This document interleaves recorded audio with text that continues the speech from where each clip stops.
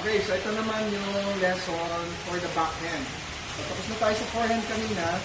Ito naman ngayon yung sa backhand naman. So again, the same thing.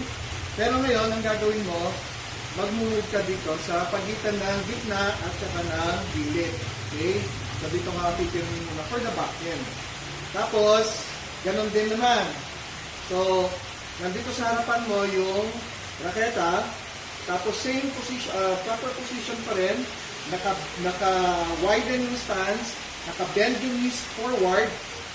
Yan, okay? Tapos, ang gagawin mo naman, ganun pa rin. Close palm, open palm, sorry. Open palm, close fingers.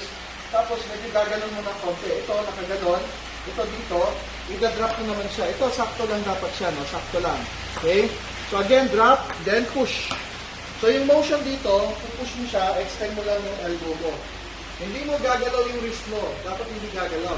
Ang gagalaw lang dapat yung elbow. Okay? Kung gusto mo na hanggang dito, okay lang. Okay? Pero usually, ganyan lang siya.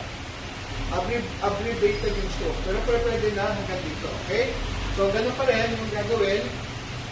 So, nasa harapan nito, pwedeng ganyan, okay lang din. Kung gusto yung ganyan, okay lang din. Kung saan kayo comfortable. Okay? After the ball, so, open, naka-open yung raketa. Then, push. Pusa siyang magpo-close. Okay? Open, drop.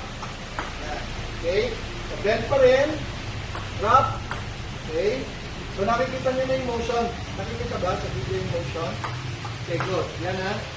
So, drop, push. Push mo siya. So, naka-open dito, tapos magpo-close dito. Then, for the last time, drop, push. Okay?